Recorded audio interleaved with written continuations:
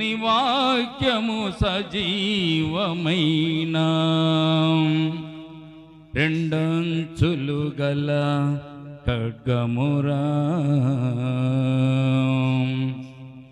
దేవుని వాక్యము సజీవమైన రెండంచులు గల ఖడ్గమురా. దేవుని వాక్యము సజీవమైన రెండంచులు గల ఖడ్గమురాది రెండంచులు గల ఖడ్గమురా.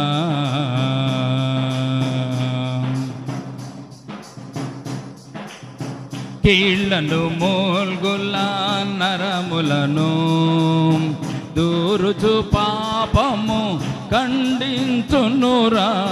కీళ్లను మూల్గుల నరములను దూరుచు పాపము ఖండించునురా. సాతాను తలను నరక కలిగిన సాతాను తలను నరక కలిగిన దేవుని చేతిలో ఖడ్గమురాది జయముని చెడి ఖడ్గమురా.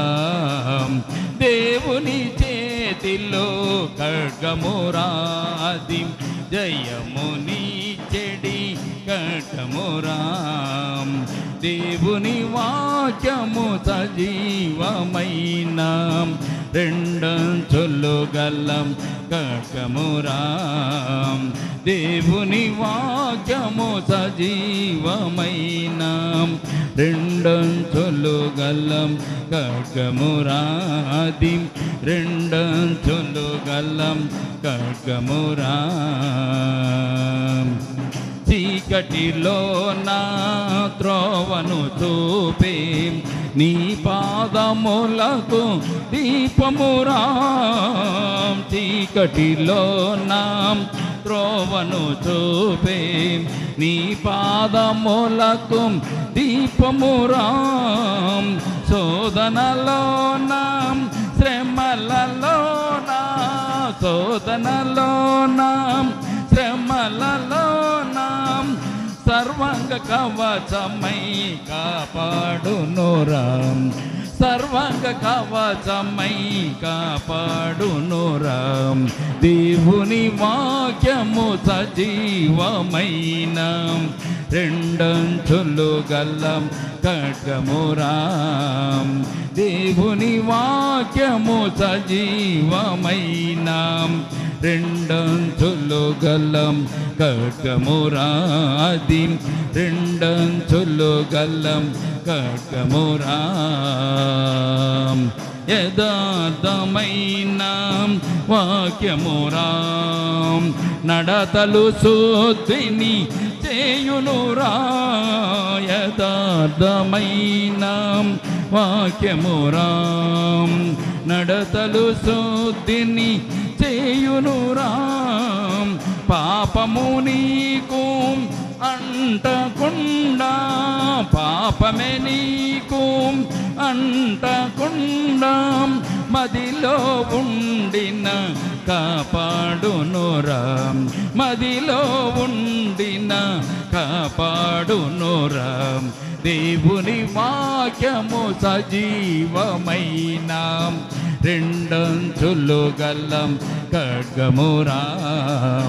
దేవుని వాక్యము సజీవమైన రెండంచులు గల ఖడ్గమురాది రెండంచులు గల. జీవమే లేని మట్టి మనిషిని అతుకొని బ్రతికించునురా. జీవమే లేని మట్టి మనిషిని అతుకొని బ్రతికించునురా. నెమ్మది నీకు కలిగించునురా. నెమ్మది నీకు కలిగించునురా. రక్షణ వస్త్రమును దయచేయునురా.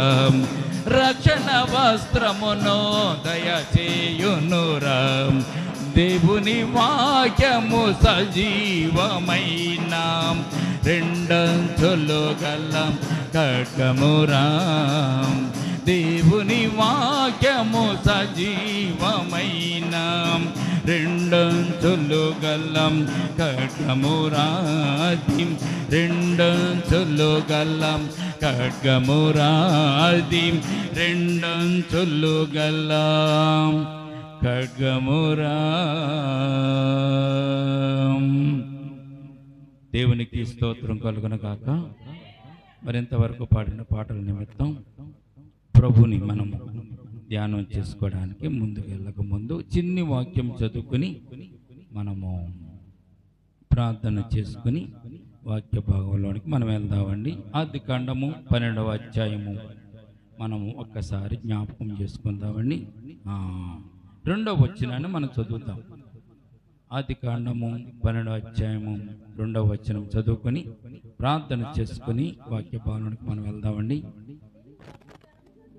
నిన్ను గొప్ప జనముగా చేసి నిన్ను ఆశీర్వదించి చాలండి నీ నామమును గొప్ప చేదుని చిన్ని ప్రార్థన చేసుకుందాం. ప్రేమల తండ్రి, కృపగల దేవందరమునైనా గతించిన వారాలన్నీ కాపాడి భద్రపరిచిన దేవ, మరొక సమయం మీ పాదాల చెంతటి రీతిగా కూడుకోవడానికి నీ బిడ్డలమైన మాకు మీరు ఇచ్చిన శ్రేష్టమైన కృపను బట్టి వేలాది వందనాలు, స్తుతులు, స్తోత్రాలు తండ్రి. నేను అల్పులం అభాగ్యమునైనా మీ సన్నిధానంలో కూడుకొని ఉన్నాము తండ్రి. నైనా నీ బిడ్డలమైన మాతో మాట్లాడండి. ఇంతవరకు నేను ప్రభా పాటలు ఎందుకు తోడుకున్న దేవ, వాక్య పరిచర్లు కూడా మీరే మాకు తోడుగా ఉండి మమ్మల్ని నడిపించండి తండ్రి. నిలబడిన దాసును మరుగుపరచండి.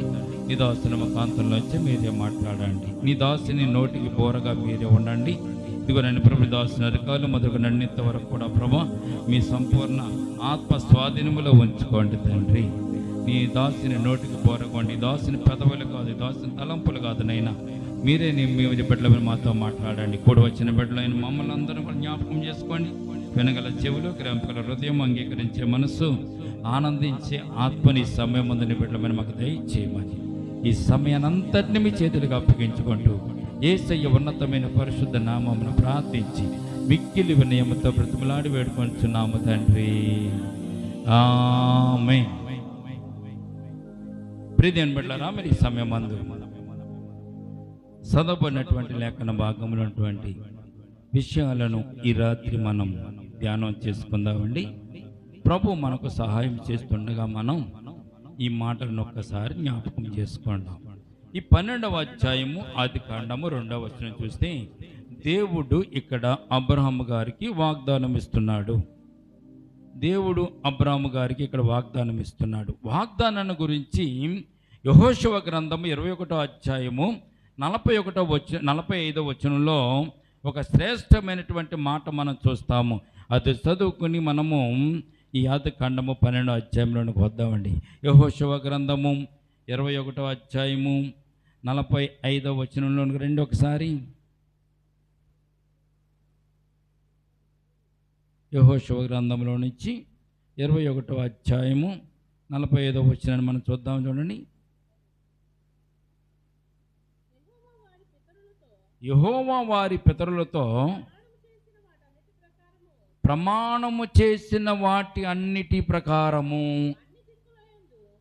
అన్ని దిక్కుల యందు వారికి విశ్రాంతి కలుగజేసెను. యెహోవా వారి శత్రువులందరినీ వారి చేతికి అప్పగించి ఉండెను గనుక వారిలో ఒకడును ఇశ్రాయేలీల ఎదుట నిలువలేకపోయాను. దేవునికి స్తోత్రం కలుగునుగాక. ప్రియమైన బిడ్డలారా, దేవుని యొక్క వాగ్దానము, ఈ వాగ్దానం ఎంత గొప్పదంటే దేవుడు వారితో ప్రమాణము చేశాను గనక ప్రమాణము చేసిన ప్రమాణమును బట్టి దేవుడు వారిని కాపాడాడంట. అంటే వాగ్దానమును బట్టి దేవుడు వారిని కాపాడారు అనేటువంటి సత్యాన్ని యెహోషువ గ్రంథంలో మనం చూడగలుగుతున్నాం. దేవునికి స్తోత్రం కలుగునుగాక. అంటే దేవుడు వాగ్దానం చేసి మరుచువాడు కాదు.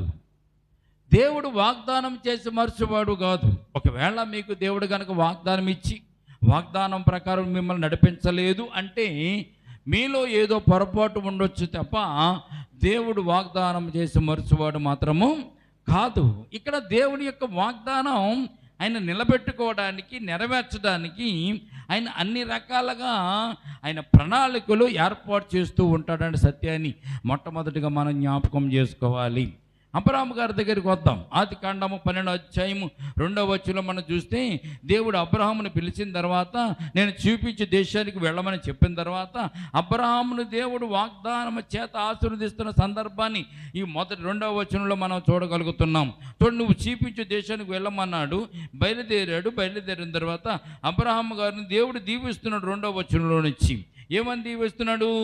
నిన్ను గొప్ప జనముగా చేసి నిన్ను ఆశీర్వదించి నీ నామమును గొప్ప చేయుదును, నీవు ఆశీర్వాదముగా నొందువు, నిన్ను ఆశీర్వదించే వారిని ఆశీర్వదించేదను, నిన్ను దూషించే వారిని శపించెదను, భూమి యొక్క సమస్త వంశములు నీ యందు ఆశీర్వదింపబడిన అబ్రాహాముతో అనగా. ప్రియమైనవారా, ఈ రాత్రి దేవుని వాగ్దానాలు మనం నమ్మొచ్చా? దేవుని వాగ్దానాలను బట్టి మనము నమ్మిక ఉంచవచ్చా, మనం విశ్వసించవచ్చా అన్నటువంటి ఆలోచన ప్రతి మనుషులలోనూ కలుగుతూ ఉంటుంది. కొన్ని సందర్భంలో మనము విశ్వసించడానికి, నమ్మడానికి వీలు లేనటువంటి వాగ్దానాలు దేవుడు మన జీవితంలో ఆయన కలిగిస్తూ ఉంటాడు. అబ్రాహాము గారి జీవితంలో దేవుడిచ్చిన వాగ్దానాలని ఒక్కొక్కటిగా ఒక్కసారి మనం జ్ఞాపకం చేసుకుంటూ మనం ముందుకు వెళ్దాం. చూడండి, 2వ వచనం మరలా చదువుదాం. ఏమంటున్నాడు దేవుడు? మొట్టమొదటిది, నిన్ను గొప్ప జనముగా చేసేటప్పటికి ఆమేనన్నాడు, నిన్ను ఆశీర్వదించి, చదవండి, నీ నామమును గొప్ప చేయుదును అనగా ఆమేనన్నాడు, నీవు ఆశీర్వాదం ఉందు అనగా ఆమేనన్నాడు, నిన్ను ఆశీర్వదించదు వారిని ఆశీర్వదించదని అనగా ఆమేనన్నాడు, నిన్ను దూషించే వారిని చంపించదని అనగా ఆమేనన్నాడు. ఇక్కడికి వచ్చేసరికి అబ్రాహాము గారు కూడా నమ్మికను కోల్పోయేటటువంటి వాగ్దానం ఇక్కడ మనము చూడగలుగుతున్నాం. దేవునికి స్తోత్రం కలుగును గాక. పైన ఉన్నాయన్నీ ఆమేన్ ఆమేన్ అంటే అబ్రాహాము గారు వచ్చేసారు. బాగుంది ప్రియమైన బిడ్డలారా. మనము నమ్మాలంటే నమ్మదగినటువంటి వాగ్దానము మనము అనుభవించాలి. నమ్మిక లేకుండా మనం ఏ పని మనం చేయలేం ప్రియమైన బిడ్డలారా. అబ్రాహాము గారికి అప్పటికి పిల్లలు లేరు, అబ్రాహాము గారికి అప్పటికి సంతానం లేదు, అబ్రాహాము గారి జీవితంలో సంతానం ఇంకా కలగలేదు. వంశావళి అనేటువంటి మాట ఇక్కడ రావడాన్ని చూస్తున్నట్లయితే అబ్రాహాముకి పిల్లలే లేనప్పుడు అబ్రాహాముకి వంశావళి ఎక్కడ ఉంటుంది? ఏమ్మా, అబ్రాహాము గారికి ఇంకా పిల్లలు పుట్టలేదు. పిల్లలు పుడితే వంశాలు ఉంటుంది. అబ్రాహాము పిల్లలు పుట్టి, పిల్లలకు పుట్టి, ఆ పిల్లలు పుట్టి మనవాళ్ళు, ముదుమనవాళ్ళు వీళ్ళందరూ తయారయ్యి వంశాక్రమం పెరిగితే, వంశము పెరిగితే వంశావళిని గురించి దేవుడు చెప్పిన మాటను అబ్రాహాము నమ్మొచ్చు కదా. ఇక్కడ దేవుడు ఏమిస్తున్నాడు చూడండి, వాగ్దానం ఏమిస్తున్నాడు? భూమి యొక్క సమస్త వంశములు నీ యందు ఆశీర్వదింపబడిన అబ్రాహాముతో అనగా. అబ్రాహాము గారికి నమ్మకం ఉంటుందా? నమ్మకం ఉంటుందా? కొన్ని నమ్మకం లేకపోయినా నమ్మాలి ప్రియమైన బిడ్డలారా. మనకు విశ్వాసము లేనప్పటికీ విశ్వాసము మనకు కలిగి ఉండాలి. ఈ భూమి మీద కొన్ని మనము చూడకుండానే నమ్ముతూ ఉంటాం. చాలా విషయాలు చూడకుండానే నమ్ముతాం. ఏమేమి నమ్ముతాం? ఫ్యాన్సీ కొట్లోకి వెళ్ళారు, పౌడర్ డబ్బా కొనుక్కోటానికి వెళ్ళారు. పౌడర్ డబ్బా కొన్న తర్వాత పౌడర్ డబ్బా ఒకటి ఇవ్వండి అన్నారు, ఇచ్చిన తర్వాత 100 రూపాయలు ఇమ్మన్నారు. మీరేం చేస్తారు? ఆ పౌడర్ డబ్బాలో పౌడర్ ఉందో లేదో నేను చూడకుండా ఎలాగెత్తానే నీకు 100 రూపాయలు, అందులో పౌడర్ ఉందో మట్టే ఉందో ఏముందో మాకేం తెలుస్తుంది, ఓపెన్ చేయి నేను తీసుకుంటాను అంటారా? అనరు. పౌడర్ డబ్బాలో పౌడర్ ఉందని మనకేం కనపడుతుందమ్మా? కనపడదు. కానీ మనకున్న నమ్మకం ఏంటంటే పౌడర్ డబ్బాలో పౌడర్ ఉంటుంది, ఇంకేం ఉండదు, అందులో మట్టి పెట్టడం. కనుక ఇది నమ్మాలి మనము. కొన్ని సీల్ చేసి ఉంటాయి. సీల్ చేసిన వాటిని మనం అనుమానించడానికి వీలు లేదు. సీల్ చేశారంటే అర్థం ఏంటో తెలిసింది, దాంట్లో ఆ వస్తువుని పెట్టి దాన్ని ప్యాక్ చేసేసారు. దాన్ని తప్పకుండా మనము కొన్ని సందర్భాల్లో నమ్మాలి. డాక్టర్ దగ్గరికి వెళ్ళారు, ఆపరేషన్ చేయాలన్నారు డాక్టర్ గారిని పట్టుకుని, డాక్టర్ గారు మీరు ఆపరేషన్ చేస్తాను అన్నారు కదా, బాగుంది, ఎంత బాగుందో టెస్టులు చేశారు, ఆపరేషన్ సిద్ధమైపోయారు, డబ్బులు కట్టబోరు, డబ్బులు కట్టేశారు, మీరు సరిగా ఆపరేషన్ చేస్తారని నేను ఎలా నమ్మాలి? ఎవరినన్నా కోచ్ చూపించండి అంటామా మనం? డాక్టర్ గారిని ఏం అడుగుతాం మనం? అమ్మా ఆయన ఆపరేషన్ చేస్తానంటే చేస్తాడు అంతే, బతికితే బతుకుతో చచ్చిపోతే చచ్చిపోతా, తర్వాత విషయం. కానీ కొన్ని విషయాలు మనం నమ్మాలి. కానీ ఇక్కడ అబ్రహాము గారు నమ్మడానికి అంత స్కోపు లేనటువంటి వాగ్దానాన్ని దేవుడు ఇక్కడ అబ్రహాము గారికి ఇస్తున్నట్టుగా మనం చూస్తున్నాం. దేవునికి స్తోత్రం కలుగును గాక. భూమి యొక్క సమస్త వంశములు నీ యందు ఆశీర్వదింపబడునని అబ్రహాము గారితో అనగా, అంటే అబ్రహాము గారు నా దృష్టిలో జ్ఞానవంతుడు, తెలివివంతుడు, రెండవది పిచ్చోడు కూడా అని మనం అనుకోవాలి. మనం ఎందుకంటే దేవుడు పిలిస్తే రావడం ఏంటండి? ఎక్కడికి వెళ్ళాలో తెలియని పరిస్థితుల్లో, ఏ ప్రాంతానికి వెళ్ళాలో తెలియని పరిస్థితుల్లో, ఏ ప్రాంతంలో నివసించాలో తెలియని పరిస్థితుల్లో, అక్కడ ఆహారం ఉంటుందో, వాటర్ ఉంటుందో, వసతులు ఉంటాయో ఏమీ తెలియని పరిస్థితుల్లో అబ్రహాము గారు లేచి ఆ కన్న ఇంటిని తల్లిదండ్రులు విడిచిపెట్టి, కన్న ఊరిని విడిచిపెట్టి, పుట్టిన ఊరిని విడిచిపెట్టి, తన దేశాన్ని విడిచిపెట్టి దేవుడు రమ్మనండి పిచ్చిగా దేవునితో వెంటబడిపోయాడు. అబ్రహాము గారి జీవితంలో అది ఆయనకి మేలును అనుగ్రహించింది. దేవునికి స్తోత్రం కలుగును గాక. ప్రియమైన బిడ్డలారా, జ్ఞాపకం చేసుకోవాలి, దేవుడు ఇచ్చిన వాగ్దానాన్ని దేవుడు తప్పకుండా నెరవేరుస్తాడు. దేవుడు నెరవేర్చాలని చెప్పి దేవుడిని మనం పుటమేయలేము, మనం పరీక్షలు చేయలేము. ఆయన పరీక్షలు చేయడానికి ఆయన మామూలు మనిషి ఆయన కాదు, మహాదేవుడైన ఆయన మాట ఇస్తే మాట చెప్పున నెరవేర్చగలిగినటువంటి గొప్ప దేవుడు. ఆయన మాట చెప్పున సమస్తము నడుస్తుంది. ఈ భూమి అంతా కూడా, ప్రపంచం అంతా కూడా ఆయన మాట చెప్పున, నోట నుండి వచ్చిన ప్రతి మాట చెప్పున ఈ భూమి అంతా, సృష్టి అంతా సృష్టింపబడింది. ప్రియదేవులారా, ఆయన ఏ మాట చెప్పినది నెరవేర్చబడేదిగా ఉంటుంది. దేవునికి స్తోత్రం.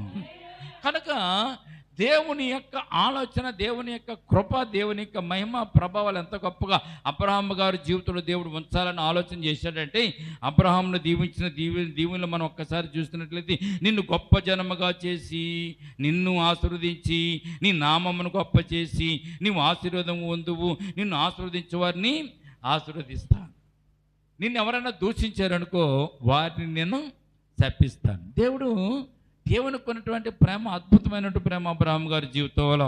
కనుక నిన్ను దూషించే వారిని శపించదను అని చెప్పి దేవుడు వంశావళిని కూడా దీవించడానికి దేవుడు ఏర్పాటు చేసినట్టుగా మనం చూస్తున్నాం. దేవునికి స్తోత్రం కలుగును గాక. ప్రియమైన బిడ్డలారా, ఈ అబ్రహాము గారికి ఒక మనవడు ఉన్నాడు. ఈ అబ్రహాము గారి యొక్క మనవడిని దేవుడు ఆశీర్వదించిన ఆశీర్వాదాలు ఒక్కసారి మనం జ్ఞాపకం చేసుకుంటే అది కూడా చాలా ఆశ్చర్యమైనటువంటి విషయమే. 28వ అధ్యాయంలో వద్దాం. చూడండి, 28వ అధ్యాయంలో ఎవరున్నారు ఇక్కడ మనకి? అబ్రహాము గారి మనవడు ఎవరండి? అబ్రహాము గారికి ఉన్నటువంటి మనవడు ఎవరు? అబ్రహాము గారి మనవడు ఎవరండి? ప్రియమైన బిడ్డలారా, 28వ అధ్యాయంలో మనం చూస్తాం. 28వ అధ్యాయంలో అబ్రహాము గారి యొక్క మనవడిని మనం చూస్తాం. చూడండి, 28వ అధ్యాయం మొదటి వచనం చూడండి. ఇస్సాకు యాకోబుని పిలిచి, నీవు కానాను కుమార్తెలు ఎవరిని వివాహం చేసుకోనకూడదు, నువ్వు లేచి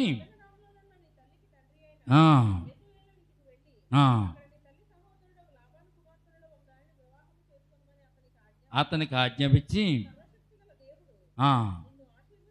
ఆశీర్వదించి అనేక జనములగునట్లు సంతానాభివృద్ధి కలుగజేసి విస్తరింపజేసి దేవుడు అబ్రహాము నాకు ఇచ్చినటువంటి దేశమును చాలండి నువ్వు స్వాస్థ్యముగా చేసుకున్నట్లని అక్కడ ఇస్సాకు యాకోబును దీవిస్తున్నాడు. అబ్రహాము గారి మనవడు ఎవరో తెలిసింది? యాకోబు గారే. 14 వచనం చూద్దామండి.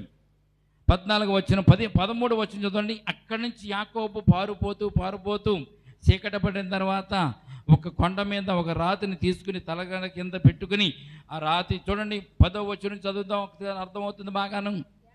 యాకోబు బెహెర్షెబా నుండి బయలుదేరి హారాను వైపు వెళుచు ఒక చోట చేరి ప్రతికొంకినందున అక్కడ ఆ రాత్రి నిలిచిపోయి ఆ చోటు రాళ్ళలో ఒకటి తీసుకుని తలగడ చేసుకుని అక్కడ పండుకొని ప్రియమైన బిడ్డ జ్ఞాపకం చేసుకోండి. యాకోబు ఇంటిలో నుంచి పారిపోతున్నప్పుడు కనీసం బట్టల బ్యాగ్ కూడా యాకోబుకి లేదు. పారిపోతున్నాడు, ఇంట్లో నుంచి పారిపోతుంటే బట్టల బ్యాగ్ కూడా లేదని నేను అనుకుంటున్నాను. కారణం ఏంటో తెలుసండి? బట్టల బ్యాగ్ ఉంటే బట్టల బ్యాగ్ తల కింద పెట్టుకుని పడుకుంటారు ఎవరన్నా? ఏదైనా ప్రయాణం చేస్తున్నారు అనుకోండి, మీ దగ్గర బట్టల బ్యాగ్ ఉందనుకోండి, ఒకవేళ నిద్ర వచ్చి పడుకోవాలనుకుంటే ఏం చేస్తారు? ఆ బట్టల సంచిని తల కింద పెట్టుకుని పడుకుంటారు కదా. మరి యాకోబు తల కింద పెట్టుకోవడానికి బట్టల బ్యాగ్ కూడా లేదు, ఒట్టి చేతులతో వెళ్తున్నాడు, కర్ర చేత పెట్టుకుని వెళ్తున్నాడు. ప్రియమైన బిడ్డలారా, వెళ్తున్నటువంటి యాకోబుకు దేవుడు ప్రత్యక్షమయ్యాడు. ఎందుకు దేవుడు ప్రత్యక్షమయ్యాడో తెలుసండి? అక్కడ అబ్రహాము గారిని దీవించిన దేవుడు ఇస్సాకు గారు ద్వారాగా యాకోబు కూడా దీవులు వచ్చినటువంటి ఈ సందర్భంలో యాకోబు ద్వారాగా దేవుడు ఇచ్చినటువంటి వాగ్దానాలు నెరవేర్చబడాలి కనుక దేవుడు ఇక్కడ యాకోబుని దీవించడానికి ఏర్పాటు చేసినట్టుగా మనం చూస్తున్నాం. దేవునికి స్తోత్రం కలుగునుగాక. తలగడగా చేసుకుని పండుకున్నాడంట. పండుకున్న వెంటనే కలగన్నాడంట. కలగన్న వెంటనే ఆ కలలో ఒక నిచ్చెనను చూశాడట. ఆకాశము నుంచి భూమికి ఉన్నటువంటి నిచ్చెన చూశాడంట. ఆ నిచ్చెన కూడా ఎలాగుందంట? కలలో అద్భుతమైన కళ అనమాట. ఆ నిచ్చెన భూమి కింద ఒక కొన, ఆకాశంలో కొన ఉందంట.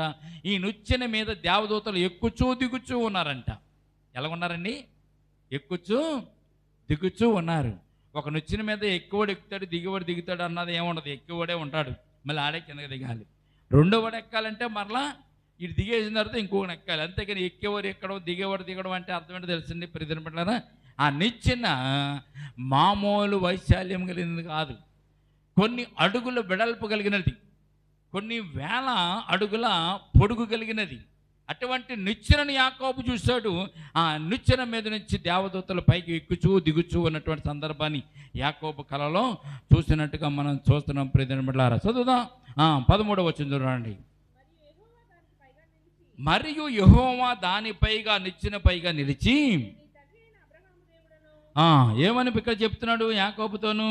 యాకోబు, నేను నీ తండ్రి అయిన అబ్రహాము దేవుడును, ఇస్సాకు దేవుడైన యెహోవాను, నువ్వు పండుకున్నటువంటి ఈ భూమి నీకును నీ సంతానమునకును ఇచ్చేదనని చెప్తున్నాడు. దేవునికి స్తోత్రం కలుగునుగాక. అక్కడ అబ్రహాము గారితో చెప్పినటువంటి వాగ్దానాన్ని అబ్రహాము గారు యొక్క మనవడైనటువంటి యాకోబుతో కూడా సేమ్ డిటో ఇదే మాటలు దేవుడు ఇక్కడ తెలియజేస్తున్నాడు. దేవునికి స్తోత్రం కలుగునుగాక. మరలా ఇంకో మాట ఏం చెప్తాడు చదవండి ఇక్కడ 14వ వచనం. నీ సంతానము భూమి మీద లెక్కకు ఇసుక రేణువుల వల్లే అగును. నువ్వు పడమటి తట్టును, తూర్పు తట్టును, ఉత్తరపు తట్టును, దక్షిణపు తట్టును వ్యాపించదవు. భూమి యొక్క వంశములన్నీ నీ మూలముగాను నీ సంతానము మూలముగాను ఆశీర్వదింపబడినని ఇక్కడ వాగ్దానం ఇస్తాడు. దేవునికి స్తోత్రం కలుగునుగాక. అక్కడ అబ్రహాం గారితో ఏం చెప్పాడు? నీ వంశములన్నీ నీ నామము చేత దీవించబడతాయి, ఆశీర్వదించబడతాయని దేవుడు చెప్పాడు. దేవుని యొక్క వాగ్దానం నెరవేర్చడానికి దేవుడు అనేకమైనటువంటి ప్రణాళికలు ఏర్పాటు చేసుకుంటూ ఉంటాడు. ప్రియమిట్లారా, ఇక్కడ యాకోబు చేసినటువంటి చిన్ని ప్రార్థన 10వ వచనంలో యాకోబు ఏం చేస్తున్నాడు? అక్కడ ప్రార్థన చేస్తున్నాడు. యాకోబు ప్రార్థన చేస్తున్నాడు. రాత్రి నిలిచిపోయి ఆ చోట రాళ్ళలోకి తీసుకుని యాకోబు చిన్న ప్రార్థన చేస్తే దేవుడు దర్శనం ఇచ్చాడు. ఆ తలగడ చేసుకుని రాయిని తలగడగా చేసుకుని పడుకున్నటువంటి ప్రదేశం అంతా కూడా ఎటువంటిదంటే నీవు పడుకున్నటువంటి స్థలము దేవుని యొక్క మందిరము అని చెప్పి దేవుడు అక్కడ దానికి తెలియజేస్తున్నట్టుగా మనం చూస్తున్నాం. ప్రయోజనం అంటూ దేవుడు వాగ్దానం ఇచ్చాడు. ఏమని చెప్తున్నాడు? 15వ వచనం, ఇదిగో నేను నీకు తోడయుండి, జాగ్రత్తగా జ్ఞాపకం చేసుకుని, నువ్వు వెళ్ళి ప్రతి స్థలం ముందు నిన్ను కాపాడుచు, ఈ దేశంలోకి నిన్ను మరలా రప్పించదను. ఇది వాగ్దానం అనమాట. నీతో చెప్పినది నెరవేర్చే వరకు నిన్ను విడువనని చెప్పగా దేవునికి స్తోత్రం కలుగునుగాక. దేవుని వాగ్దానం ఎలా ఉంటుందో తెలుసండి? వాగ్దానం ఇచ్చిన వాడు మరుచువాడు కాదు. అయినా నేను వాగ్దానం ఇచ్చాను కదా, ఈ వాగ్దానం నెరవేర్చే వరకు నేను నిన్ను విడువనని యాకోబుతో దేవుడు చెప్తూ నెరవేర్చే వరకు నిన్ను విడువనని చెప్పగా యాకోబు నిద్ర తెలిసి నిశ్చయం ఇది యెహోవా ఈ స్థలం మందు ఉన్నాడు, అది నాకు తెలియకపోయినట్టు భయపడి ఈ స్థలం ఎంతో భయంకరము, ఇది దేవుని మందిరమే కానీ వేరొకటి కాదని పరలోకపు గవని ఇదే అని అనుకొని తెల్లవారినప్పుడు యాకోబు లేచి దేవునికి ప్రార్థన చేసుకున్నాడు. దేవునికి స్తోత్రం కలుగునుగాక. ప్రియదేని బట్లరా, దేవుని యొక్క కృప, దేవుని యొక్క వాగ్దానాలు ఆశ్చర్యకరంగా ఉంటాయి. యాకోబు ఎలాగెళ్తున్నాడండి? వట్టి చేతులతో వెళ్తున్నాడు. ఎక్కడికి వెళ్తున్నాడు? లాబాను దగ్గరికి వెళ్తున్నాడు. ఎందుకు వెళ్తున్నాడు? అన్నగారు చంపేస్తాడేమో భయంతో పారిపోతున్నాడు. ఎందుకు పారిపోతున్నాడు?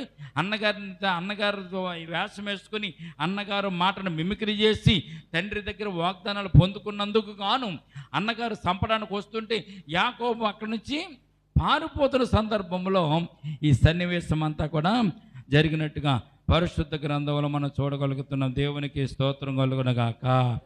యాకోబుని దేవుడు దీవించాడా? యాకోబుకి ఇచ్చిన వాగ్దానాన్ని దేవుడు నెరవేర్చాడంటే 30 అధ్యాయం 26వ వచనం మనం చదువుదామండి. 30 అధ్యాయము 26వ వచనం చూడండి ఒకసారి.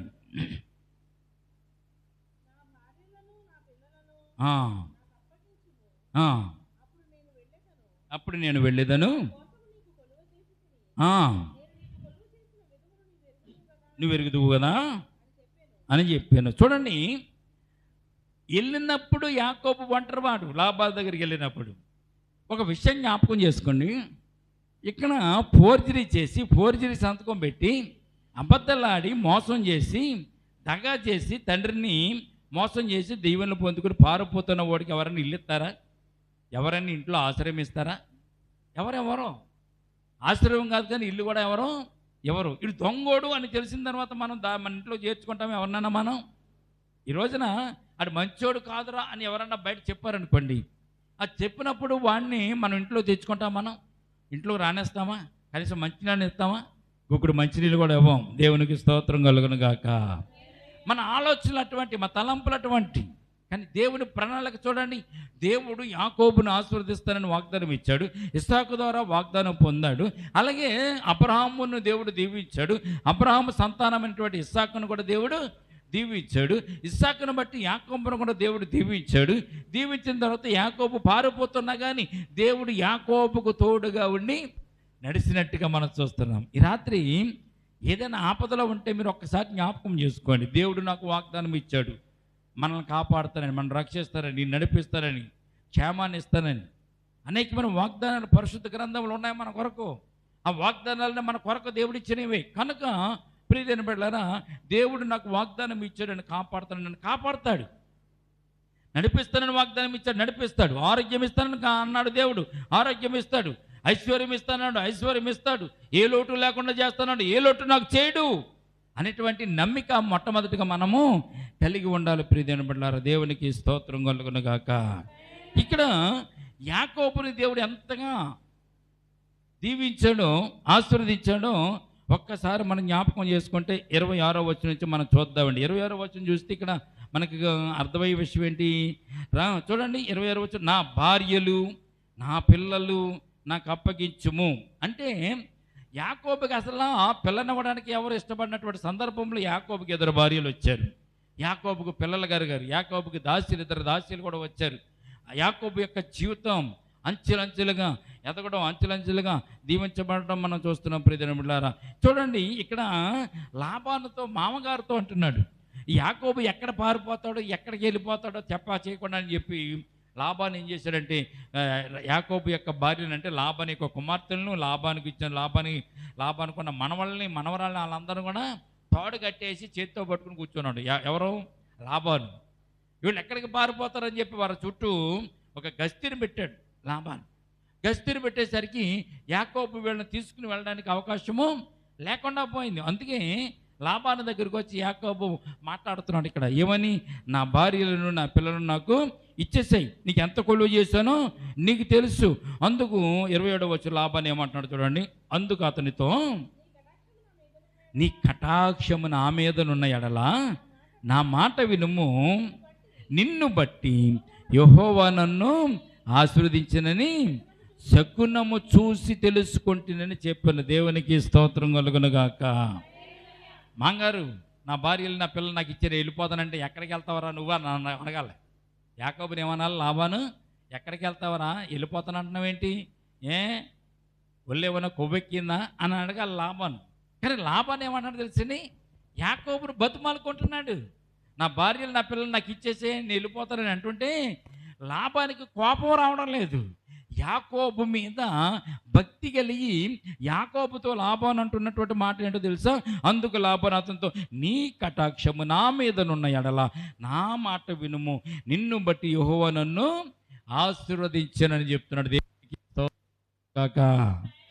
ప్రియమైన బిడ్డలారా, మరి లాబాను యాకోబును బట్టి మాట్లాడడానికి, యాకోబును బతిమాలుకోవడానికి కారణం ఏంటో తెలుసండి? దేవుడు యాకోబును బట్టి లాబాను యొక్క సంపదను దేవుడు దీవించాడు. యాకోబు యొక్క ఆశీర్వాదాలు, లాబాను ఇంట్లోకి యాకోబు వెళ్ళిన తర్వాత ఆశీర్వాదాలు ఫలించులాగున దేవుడు కృప చూపించాడు. ఆ విషయాన్ని లాబాను ఎలా తెలుసుకున్నాడంట? నేను శకునము చూసి తెలుసుకుంటున్నని యాకోబుతో చెప్తున్నాడు. ఇక్కడ దేవునికి స్తోత్రం కలుగునుగాక. దేవుడు ఎలా దీవిస్తాడండి? దేవుడు ఒక మాట అంటాడండి, ఇంట్లోకి వెళ్ళినప్పుడు దీవించబడతావు, ఇంట్లోంచి బయటికి వెళ్ళినప్పుడు కూడా నీవు దీవించబడతావు, ఊర్లో దీవించబడతావు, పొలంలో దీవించబడతావు, నీ పంటలు అన్నీ కూడా దీవించబడతావని దేవుడు వాగ్దానం చేశాడు, ఆశీర్వాదాలు దయచేస్తాడు. ప్రియమైన బిడ్డలారా, యాకోబు ఎక్కడ కాలు పెడితే అక్కడ, యాకోబు కాలు పెట్టిన ప్రతి ప్రదేశంలో కూడా దేవుడు యాకోబును బట్టి ఆ స్థలం అంతటా కూడా దీవించాడు, లాభాన్ని కూడా దీవించాడు. దేవునికి స్తోత్రం కలుగునుగాక. 28వ వచనం చూస్తే, మరియు అతడు నీ జీతం ఎంతని నాతో స్పష్టంగా చెప్పు. అంతకుముందు జీతం ఇచ్చేవాడు కాదు యాకోబుకి.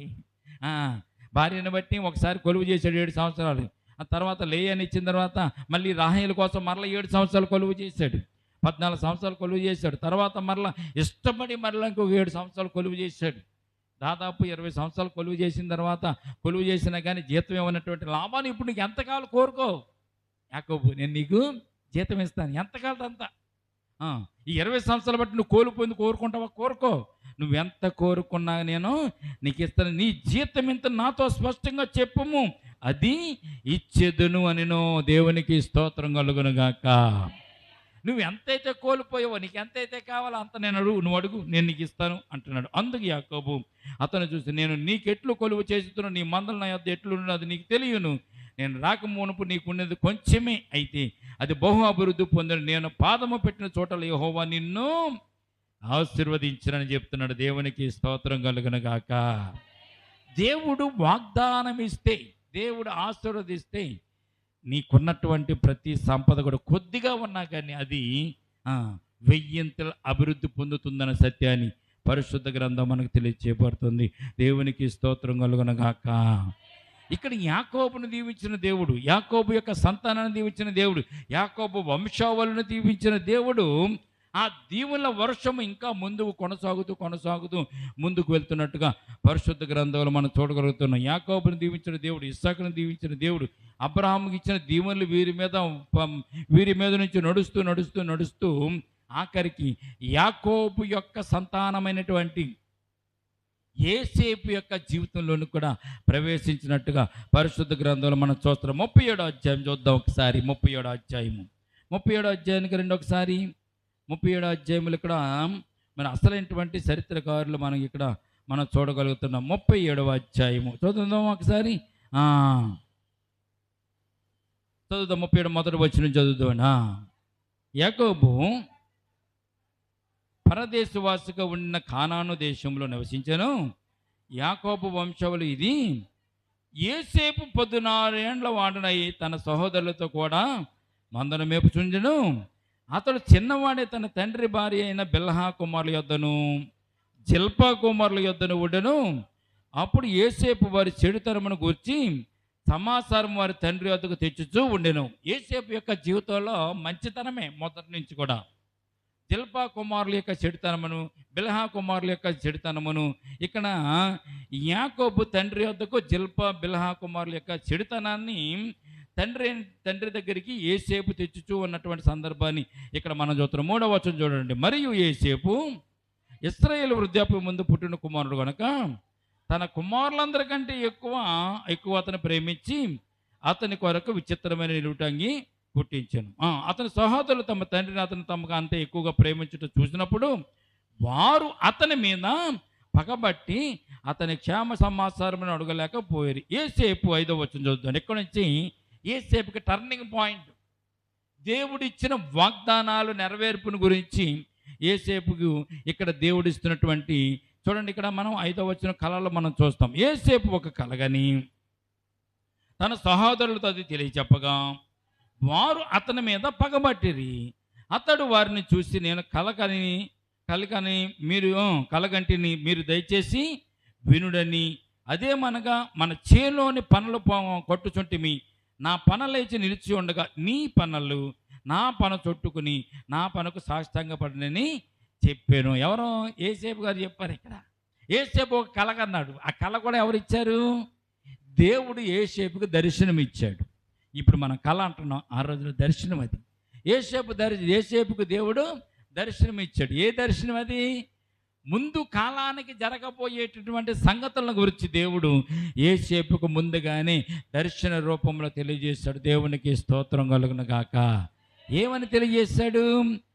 చేలోకి వెళ్ళి పనులు కోస్తుంటే ఆ పనులు నిలబెట్టిన తర్వాత అక్కడ యోసేపు పనులు ఉన్నాయి, అన్నగారుల యొక్క పనులు ఉన్నాయి. యోసేపు పనకంట అన్నగారుల పనులన్నీ వచ్చి వంగి నమస్కరిస్తున్నట్టు పడిపోయి ఉన్నాయంట, మోకరించి ఉన్నాయంట.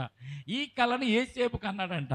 కన్నటువంటి కళని కన్నట్టు బాగానే ఉంది. కన్న తర్వాత మనసులో ఉంచుకోవచ్చు కదా. యోసేపు గబగబా పరిగెత్తుకొచ్చి తెల్లారిన తర్వాత అన్నగారులందరితో చెప్తున్నాడు, అన్నగారులు నేను ఒక కళ కన్నాను, మీకు చెప్తాను, మీరు వినండి. మన చేలో పనులకు వచ్చిన తర్వాత పనులు కట్టిన తర్వాత అన్ని పనులు నిలబడి ఉండగా ఒక సమయంలో నా పని ఒకటే నిలబడి ఉంది, మీ పనులన్నీ నా పని చుట్టూ మోకరించి ఉన్నట్టు పడుకున్నాయి అని చెప్పి యోసేపు అన్నగారులతో చెప్పాడంట. అసలే యోసేపు మీద అన్నగారులకు కోపం ఉంది. ఎందుకంటే వీళ్ళు చేస్తున్న చెడ్డ పనులన్నీ కూడా తీసుకెళ్ళి తండ్రితో చెప్తున్నాడు అన్న విషయాన్ని జ్ఞాపకం చేసుకుని అన్నగారులు అందరూ కూడా యోసేపు మీద పగబట్టారు. ఎప్పుడైతే ఈ కలగని వారితో చెప్పినప్పుడు వారు ఏం చేశారంటే అది తెలియజెప్పక వారు అతని మీద మరీ పగబట్టిరి. మొట్టమొదటిగా పగబట్టారు. ఎక్కువగా ప్రేమించడం వల్ల మొట్టమొదటిగా ఒకసారి పగబట్టారు. రెండవసారి ఏంటంటే ఈ కళ చెప్పిన వెంటనే మరీ వారు పగబట్టినట్టుగా మనం చూస్తున్నాం. చూడండి, అదే మనగా 8వ వచనం కూడా చూద్దాం ఒకసారి. 8వ వచనం. అందుకు అతని సహోదరులు, నువ్వు నిశ్చయముగా మమ్మల్ని ఎలిదవా, మా మీద నీవు అధికారి వాగుదువా అని అతను చెప్పి అతని కళను బట్టి అతని మాటలను బట్టి అతని మీద మరింత పగబట్టిరి. దేవునికి స్తోత్రం కలుగును గాక. దేవుడు దర్శనం ఇచ్చాడు, జరగబోయే విషయం చెప్తున్నాడు. చెప్తే వారు నమ్మలేదు. నమ్మకపోతే దేవుడు మరల ఇంకో దర్శనం ఇచ్చాడు, మరల ఇంకొక దర్శనం ఇచ్చాడు. ఆ దర్శనం కూడా చూద్దాం. 9వ వచనం. మొదటి దర్శనం వీళ్ళు నమ్మలేదు కదా. అన్నలు నమ్మలేదు, అన్నలు దాన్ని విశ్వసించలేదు. ఇదేదో కళ, ఇది పిచ్చి కళ కదా, వీడు మనల్ని ఉడికించడానికి అనుకున్నారు. కానీ రెండోసారి కూడా కలగని అతడు చూసి మరొక కలగని తన సోదరులకు తెలియజెప్పగా, నేను మరొక కలగంటిని, సూర్య చంద్రులను 11 నక్షత్రములను నాకు సాష్టాంగపడినని చెప్పాను. దేవునికి స్తోత్రం కలుగును గాక. సూర్యచంద్ర నక్షత్రాలు తల్లిదండ్రులు 11 నక్షత్రాలు. యోసేపుతో కాక మిగిలిన వాళ్ళు 11 మంది కదా. మొత్తం యాకోబుకు 12 మంది సంతానం కదా. 11 నక్షత్రాలు అంట. 11 నక్షత్రాలు, సూర్యచంద్ర నక్షత్రాలు వచ్చి ఏమని చెప్పారంటే ఆయనకు సహోదరులు నిత్యము సాష్టాంగపడినట్టుగా యోసేపు కలగన్నట్టుగా ఇక్కడ యోసేపు చెప్తున్నాడు. 10వ వచనం. అతడు తన తండ్రితో తన సహోదరులతో అది తెలియజెప్పినప్పుడు అతని తండ్రి అతనితో, నీవు కని నీ కల ఏమిటి? నేనును నీ తల్లియు నీ సహోదరుని నిశ్చయంగా వచ్చి నీకు సాష్టాంగపడదామా అని అతనిని గద్దించాను. అతని సహోదరులు అతని యందు అసూయపడి అయితే. చూడండి 11వ వచనంలో 2వ లైను. అయితే అతని తండ్రి ఆ మాటలను జ్ఞాపకముంచుకొనెను. దేవునికి స్తోత్రం కలుగును గాక. విశ్వాసం ఎక్కడి నుంచి వస్తుందో తెలుసా? నమ్మిక ఎక్కడి నుంచి వస్తుందో తెలిసింది. ఇది దేవుని యొక్క ప్రణాళిక అని నువ్వు విశ్వసించినప్పుడు, దేవుడు చేస్తున్నటువంటి వాగ్దానపు నెరవేర్పులు ఇదొక భాగమని నువ్వు విశ్వసించినప్పుడు, నమ్మినప్పుడు దేవుడు ఆ నమ్మికను, విశ్వాసాన్ని బలపరచడానికి దేవుడు ఇష్టపడు. మొట్టమొదటి కళ పనులు నిలబడి పనులు వంగి యోసేపు పనకు నమస్కారం చేస్తున్నట్టు. రెండవది సూర్యచంద్ర నక్షత్రాలు. అలాగే 11 నక్షత్రాలు, సూర్యుడు చంద్రుడు వచ్చి యోసేపు కాళ్ళకి నమస్కరిస్తున్నట్టుగా యోసేపు కలగన్నాడు. ప్రియపడ్డారా? ఆఖరికి దేవుడు ఆ కళను నెరవేర్చినట్టు సందర్భాన్ని మనం చూసినప్పుడు మనకు చాలా ఆశ్చర్యం వేస్తుంది. దేవునికి స్తోత్రం కలుగును గాక. ఏసేపుని అన్నలకు కోపం వచ్చి అన్నలు ఏసేపుని పట్టుకుని గోతులో తోసేసి గోతులోంచి మళ్ళీ బయటికి తీసి ఐగుప్తులకి అమ్మేసి ఐగుప్తుల నుంచి పరో దగ్గరికి మరి పొతేపర్ దగ్గరికి వెళ్ళి పొతేపర్ దగ్గర నుంచి చెరలోకి వెళ్ళి చెరలో నుంచి మరలా ఐగుప్తులో ఉన్నటువంటి రాజు ఆస్థానంలోకి వెళ్ళి ఏసేపు బలపడి స్థిరపడి రాజు తర్వాత రాజు అంత అయిన తర్వాత ఆ దేశంలో కరువు రాక ధాన్యము కరువు వచ్చినప్పుడు ధాన్యము కొనడానికి యాకోబు వారి యొక్క పిల్లలను పంపించినప్పుడు వీళ్ళందరూ వచ్చి ధాన్యం కొనడానికి ఎవరి దగ్గరికి వచ్చారు? ఏసేపు దగ్గరికే ధాన్యం కొనడానికి వచ్చి, రాజా నీకు శుభమోగును కాక అని చెప్పి తలకాయలు కిందకు వచ్చి తలకాయలు కింద మోపి సాష్టాంగపడి రాజుకి నమస్కారాలు పెడుతూ రాజు దగ్గర ధాన్యం కొనుక్కోడానికి వచ్చినటువంటి పరిస్థితి చూసినప్పుడు దేవుడు వాగ్దానాన్ని నెరవేర్చిన సందర్భాన్ని అక్కడ మనం చూసినప్పుడు మనకు ఆశ్చర్యం కలుగుతుంది. దేవునికి స్తోత్రం కలుగునుగాక. ఎంత ఆశ్చర్యం అండి! మొట్టమొదటి కాలు చెప్పిన వీరు నమ్మలేదు, రెండో కాలు చెప్పినప్పుడు నమ్మలేదు, అసూయపడ్డారు, కోపపడ్డారు. ఏసేపును అక్కడి నుంచి తెరిమేద్దామని చంపేద్దామని ఆలోచన చేశాడు ప్రియమైన. కానీ దేవుడు వాగ్దానం నెరవేర్చేవాడా కాదా? ఏసేపు జీవితంలో దేవుడు వాగ్దానం నెరవేర్చాడు, యాకోబు జీవితంలో దేవుడు నా వాగ్దానం నెరవేర్చాడు, అబ్రహాము జీవితంలో దేవుడు వాగ్దానాన్ని నెరవేర్చాడు. నీ వంశవళులందరూ కూడా నీ యందు ఆశీర్వదింపబడతారని చెప్పినటువంటి అబ్రహాము గారికి ఇచ్చిన వాగ్దానాన్ని దేవుడు యాకోబు ద్వారాగా ఏసేపు ద్వారాగా ఇశ్రాయేలు జనాంగం అంతటిని కూడా దేవుడు వంశవళులు చెప్పిన ఆశీర్వదించి దీవించినట్టుగా పరిశుద్ధ గ్రంథంలో మనం చూడగలుగుతున్నాం. దేవునికి స్తోత్రం కలుగునుగాక. ఎంత ఆశ్చర్యం ఏంటి ప్రియమైన బిడ్డలారా! ఏసేపు రాజు తర్వాత రాజు అవుతాడని అన్నలు అనుకోలే. మరి మనం గోతులో దోసాం, గోతులో తీసేసి అమ్మేసాం కదా, ఇటు చచ్చిపోయేటాడు ఎక్కడికి వెళ్ళిపోయేటాడు మనకు కనపడరా అనుకున్నటువంటి తమ్ముడు మరలా కనపడ్డప్పుడు వీళ్ళు ఎంత భయపడ్డారు తెలుసండి? చాలా భయపడ్డారు. నేనేరా తమ్ముడు, మీ తమ్ముడు నేనే, మీ చిన్న తమ్ముడు నేనని చెప్పి ఏసేపు అన్నలతో చెప్పినప్పుడు అన్నలు చాలా భయపడిపోయారు. ఈ చంపేస్తారు వీడు మనల్ని, మనం చేసిన ద్రోహానికి చంపేస్తాడు అనుకున్నారు. కానీ దేవుని ప్రేమ, దేవుని కృప ఏసేపు మీద ఉంది కనుక ఏసేపు ఒక మాట అంటాడు, మంచి మాట. ఆ రోజున మీరు కోపముతో నన్ను అమ్మివేసిన దేవుడు నన్ను ఇక్కడికి ఈ రోజున మీరు కరువుతో చనిపోకుండా ఉండడానికి, ఆహారము మీకు అందించడానికి దేవుడు నన్ను ఈ స్థలమునకి ఆయన ప్రణాళికబద్ధంగా నన్ను ఆయన పంపించాడని ఏసేపు అక్కడ సాక్ష్యం చెప్తాడు. దేవునికి స్తోత్రం కలుగునుగాక. ఎంత సాక్ష్యం అండి! దేవుడు ఏం చేశాడంటండి, కఠినమైన పరిస్థితుల్లో కూడా ఏసేపు నడిపించి అన్నలను పోషించడానికి, తండ్రిని పోషించడానికి, తండ్రి ఆహారం లేకుండా చనిపోకుండా ఉండడానికి, కరువు కాలంలో వారు బత్యం తీసుకోవడానికి, ధాన్యం కొనుక్కోవడానికి, ఆ రోజుల్లో ఎవరు వారికి ధాన్యం అమ్మడానికి వీలు ఉండదు కనుక ఆరికంటే ముందుగానే దేవుడు ప్రణాళిక ఏర్పాటు చేసి ఆ కరువు కాలం అంతట్లో వారిని కాపాడడానికి ముందుగానే దేవుడు ప్రణాళిక సిద్ధం చేసి ఏసేపును ఐగుప్తులో రాజు తర్వాత రాజుని దేవుడు ఏర్పాటు చేస్తాడు. దేవునికి స్తోత్రం కలుగునుగాక. ఈ సందర్భంలో మనం జ్ఞాపకం చేసుకోవాలి ప్రియమైన, దేవుడు ఇచ్చిన వాగ్దానాన్ని దేవుడు నెరవేర్చేవాడు. ఆయన ప్రణాళిక ముందుగానే ఉంటుంది. అందుకే గత వారం మనం చెప్పు, అడుగు వాటి కంటే ఊహించే వాటి కంటే ఉన్నతముగా చేయగల శక్తి కలిగినటువంటి దేవుడైనా నువ్వు అడిగే వాటికంటే ఊహించే వాటికంటే గొప్పగా ఆయన చేస్తాడు. ఎందుకంటే ఆయన వాగ్దానం ఇచ్చి మర్చిపోయేవాడు కాదు. అబ్రహాం గారికి వాగ్దానం ఇచ్చినప్పుడు ఏంటి వంశావళి గొడవ ఏంటి, నాకు పిల్లలు లేరు కదా అని అబ్రహాం అనుకోకుండా అనుకుని ఉంటే ఈ వాగ్దానాలు ఇంతవరకు కూడా వచ్చేవి కాదు. అబ్రహాం గారు నమ్మాడు, విశ్వసించాడు. అందుకే ఏప్రిల్ రాసిన పత్రికలో అబ్రహాం గారిని దేవుడు ఎంతగా ఆశీర్వదించాడంటే విశ్వాసులకు తండ్రిగా అబ్రహాం గారిని దేవుడు నిలబెట్టాడు. దేవునికి స్తోత్రం కలుగునుగాక. విశ్వాస వీరులందరికీ అబ్రహాం గారే తండ్రి. విశ్వాసులు అన్నట్టు మనకు కూడా ఆయనేమో తండ్రి, అబ్రహాం గారి తండ్రి. అబ్రహాం కుమారులు, అబ్రహాం కుమార్తెలని బైబిల్ గ్రంథంలో అనేక సార్లు అపొస్తలుడు పౌలు గారు వర్ణించడం మనం చూస్తాం. మనమందరం కూడా అబ్రహాం యొక్క సంతానము. దేవునికి స్తోత్రం కలుగునుగాక. ఈ రాత్రి మనము కూడా విశ్వసించినట్లయితే, మనం కూడా నమ్మినట్లయితే మన జీవితంలో కూడా దేవుడు గొప్ప కార్యాలు చేయడానికి అయినా ఇష్టపడుతున్నాడు. ఈ రాత్రి మనకు ఉన్నటువంటి ఏంటంటే అనుమానం ఎక్కువ, అపనమ్మక ఎక్కువ. అనుమానం, అపనమ్మక. దేవుడు చేస్తాడా అనేటువంటి అపనమ్మకతో ఉంటున్నాం కనుక మన జీవితంలో గొప్ప కార్యాలు దేవుడు చేయలేకపోతున్నాడు. నువ్వు నమ్ము ఒకసారి. చాలా నమ్మారు మీరు, ఈ లోకాన్ని నమ్మారు, లోకంలో అధికారులు నమ్మారు, ఓట్లు వేసేటప్పుడు వారు చెప్పిన ప్రతి మాటను కూడా నమ్మారు, చేతిలో ఇంత పెడతానమ్మా అని చెప్తే నమ్మారు, అది ఇస్తానంటే నమ్మారు, ఇది ఇస్తానంటే నమ్మారు కదా, నమ్మారా? మరి దేవుని నమ్మడానికి ఏముంది? దేవా నీవు నాయన గొప్ప కార్యాలు నువ్వు చేయగలిగినట్టు గొప్ప దేవుడు అని దేవుని నమ్మండి, ఒకసారి నమ్మండి. నమ్మితే మీరు ఎంత గొప్ప మేలు పొందుకుంటారో మీరు చూడవచ్చు ప్రియమైనవారా. చూడండి, మోషే దేవుణ్ణి నమ్మాడు. మోషే దేవుణ్ణి నమ్మాడు కనుక ఇశ్రాయేల్ జనంగా నడిపించడానికి ఆయన ఇష్టపడ్డాడు. వారిని ఐగుప్తులోంచి బయటకు తీసుకొచ్చిన తర్వాత ఎర్ర సముద్రం దగ్గరికి వచ్చేసిన తర్వాత మోషే అనుకున్నాడు, 10 తెగులు చేశావు కదా ప్రభు, 10 తెగులు అంటే సామాన్యమైన తెగులు కాబట్టి ఇది ఎర్ర సముద్రం, ఏం చేస్తాం? నమ్మకం లేదు అక్కడ.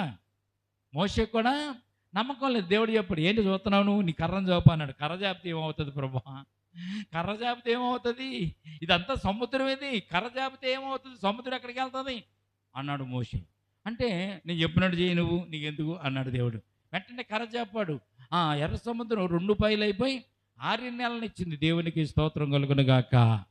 అరణ్య మార్గం నడుస్తున్న నీళ్ళు లేవని చనిగారు, నీళ్ళు ఇచ్చాడు దేవుడు. ఆహారం లేదని చనిగాడు, ఆహారం ఇచ్చాడు దేవుడు. ఈ నీళ్లు ఆహారం దగ్గర పక్కన పెట్టి మాంసం తిని చాలా రోజులు అయిపోయింది. మాకు మాంసం కావాలంటే దేవుడు ఎవడో తెలుసా, 30 రోజుల వరకు మీరు మాంసాన్ని తింటారు అన్నాడు. దేవునికి స్తోత్రం కలుగును గాక. మోషే ఏమన్నాడు తెలుసా, ఎర్ర సముద్రం దగ్గర అంటే సర్వసాధారణం, పర్లేదు బ్రహ్మా. ఎర్ర సముద్రం దగ్గర నువ్వు గొప్ప కార్యం చేస్తావు, మారా నీళ్ళ దగ్గర గొప్ప కార్యం చేస్తావు, ఆహార విషయంలో గొప్ప కార్యం చేస్తావు, బండం చేసి నీళ్ళు ఇచ్చే గొప్ప కార్యం చేస్తావు. మాంసం 30 రోజులు మాంసం అంటే ఇంతమంది జనానికి మాంసం ఎక్కడ తీసుకొస్తావు ప్రభా? కాంట్రాక్ట్ తీసుకుని మాంసం కొట్టే వాళ్ళందరినీ ఇక్కడ తీసుకొస్తావు ఏంటి, గొర్రెలు మేకలు తీసుకొస్తావు ఏంటి అని అనుకున్నాడు మోషే. దేవుడు అంటే తెలుసా, ఎర్ర సముద్రం దగ్గర మహిమను చూసావు కనుక ఓకే. అలాగే బండను చేసి నీళ్ళు ఇచ్చినప్పుడు మహిమ చూసావు కనుక, మన్నాను కురిపించినప్పుడు మన నీళ్ళు మహిమ చూసావు కనుక, ఇప్పుడు కూడా మహిమను చూస్తావు చూడంటే, వారు ఉన్నటువంటి పాళ్యము చుట్టూరున్న దేవుడు ఏం చేశాడండి, పూరేళ్ళు ఇలా తెల్లారు లేచి జరిగి ఆ గుడారాల చుట్టూ పూరేళ్ళు. ఎన్ని పూరీలు అంటే 1, 2 కాదు.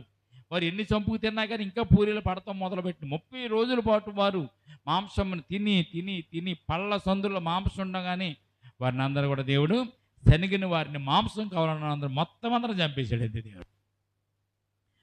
జ్ఞాపకం చేసుకోండి, దేవునికి అసాధ్యమైనది ఏముంటుంది? దేవునికి అసాధ్యమైనది ఏది లేదు. నమ్మితే చాలు. మోషే అలాగ నమ్మి వాళ్ళందరిని కూడా నడిపించాడు. అందుకే ప్రియమైన బిడ్డలారా, మోషే గురించి చాలా గొప్ప కార్యాలు దేవుడు చేశాడు. మోషే గురించి కూడా గొప్ప ఘనతను కూడా దేవుడు మోషేకి ఇచ్చాడు. అటు రీతిగాని మనం కూడా నమ్మి దేవునితో నడవడానికి, దేవునితో జరగడానికి మనము సిద్ధపడితే యోసేపు నడిపించిన దేవుడు, యాకోబు నడిపించిన దేవుడు, అబ్రహామును కాపాడిన దేవుడు మనల్ని కూడా కాపాడి మన జీవితంలో కూడా అద్భుత కార్యాలు చేయడానికి ఆయన ఇష్టపడుతున్నాడు. ఎండాకాలం కదా, ఈ సమయంలో మనం కూర్చోలేకపోయేవాళ్ళం, మనం వేడి బాగా. కానీ దేవుడు అద్భుతంగా మనల్ని కూర్చోవడానికి, ఆయన సన్నిధానంలో దేవుని వాక్యం వినడానికి, ఆయన స్తుతించడానికి అంత చల్లని వాతావరణం ఇచ్చాడు. బయట చాలా ప్రజలు ఎండాకాలంలో అనారోగ్యం పాలైపోయి, ఆసుపత్రి పాలైపోయి, నేను కూడా ఆసుపత్రి పాలైపోయాను కదండి. చాలామంది ఆసుపత్రి పాలైపోయారు. కానీ మనకు ఆరోగ్యం ఇచ్చిన దేవాతి దేవుని మనం స్తుతిస్తూ ఆరాధిస్తూ ఆయన కృప మన మీద ఉందన్న సత్యాన్ని ఎరిగి నమ్మికతో విశ్వాసంతో ముందుకు సాగుతూ మనకున్నటువంటి అవసరతలు అక్కడతో మనం తీర్చుకుందాం. అబ్రహాం నడిపించిన దేవుడు విశ్వాసము కలిగి ఉన్నారు కనుక అబ్రహాం నడిపించాడు. ఇస్సాకును కూడా అలాగే నడిపించాడు. యాకోబును కూడా అలాగే నడిపించాడు. యేసేపు జీవితంలో అద్భుత కార్యాలు చేసిన దేవుడు మన జీవితంలో కూడా అద్భుత కార్యాలు చేయాలని ఈ రాత్రికాల సమయంలో ప్రార్థన చేసుకుందాం. ఈ కొద్ది మాటలు దేవుడు దీవించి మనలను ఆశీర్వదించునుగాక. తల వంచండి, ప్రార్థన చేసుకుందాం. స్తోత్రమునైనా ప్రేమల తండ్రి, కృపగల దేవందరమునైనా మరి ఇంతవరకు కూడుకులు అవ్వండి, మాతో మాట్లాడినందుకు స్తుతులు స్తోత్రాలు తండ్రి. నైనా దేవా, అబ్రహామును పిలిచిన దేవుడు, అబ్రహాముకు తోడుగా నడిపించిన గొప్ప దేవుడవు, అబ్రహాము వంశావళిని ప్రభు ఆశీర్వదిస్తున్న వాగ్దానం చేసిన దేవుడవు. అటు రీతిగా అబ్రహాము వంశావళిని ఆశీర్వదించడానికి అబ్రహామును కుమారునిచ్చాడు, కుమారునిచ్చాడు.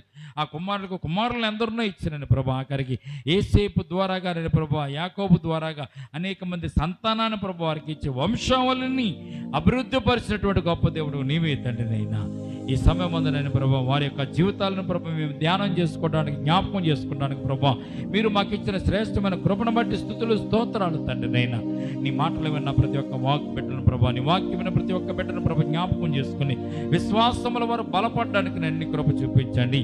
అబ్రాహాముకు ఉన్నటువంటి విశ్వాసం, నైనా ఇస్సాకుకు ఉన్న విశ్వాసం, యాకోబుకు ఉన్న విశ్వాసం, యేసేపుకు ఉన్నటువంటి విశ్వాసాన్ని కూడా నీ బిడ్డలు కూడా కలిగి ఉండడానికి నైనా మీ పరిశుద్ధాత్మ శక్తిని నేను ప్రభా నీ బిడ్డలకు తోడుగా వచ్చండి తండ్రి. ఈ రాత్రి ప్రభు నేను నీ బిడ్డలో కనుక నేను ప్రభా మీరే మా చేయబట్టి నడిపించండి తండ్రి. లోకంలో నేను ప్రభు పడిపోకుండా, చెడిపోకుండా, తప్పుకోకుండా జారిపోకుండా కావాల్సినటువంటి ఆశీర్వాదాలు ప్రభా నీ బిడ్డల మనం అందరికీ దయచేయండి ప్రభా. విన్నటువంటి వాక్యాన్ని ప్రభా నీ బిడ్డల హృదయాల ఫలం వచ్చేయండి తండ్రి.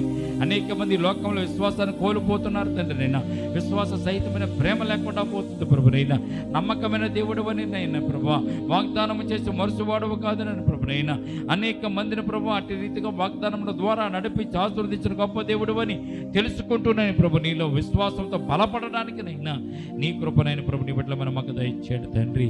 ఈ రాత్రి నేను ప్రభు సంఘ బిడ్డలు మీరు జ్ఞాపకం చేసుకోండి.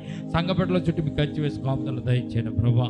రేపటి దిన బృందాన పండుగలో నేను ప్రభా నైనా మేమందరం కూడా మరలా కూడుకునేంత వరకు నేను నీ కాపుదల నీ కృప మాకు తోడుగా వచ్చి నడిపించుదురు కాక. నేను ప్రభు నేను చుట్టుపక్కల ఉన్న ప్రతి ఇంటిని ప్రతి గృహాన్ని కూడా జ్ఞాపకం చేసుకోండి. వారి గృహాల చుట్టూ మీకు ఖర్చు వేసి కాపుదలు దయచేయండి ప్రభా. రక్షణ పొందినట్టు బిడ్డలను బట్టి స్తోత్రం. రక్షణ పొందిన వారు రక్షణ పొందుకొని నీ మార్గంలో యేసే మార్గంలో సత్యమైన మార్గంలో నిత్యమైన మార్గంలో పరిశుద్ధ మార్గంలో వారు కూడా నడిచిరండి ప్రభా.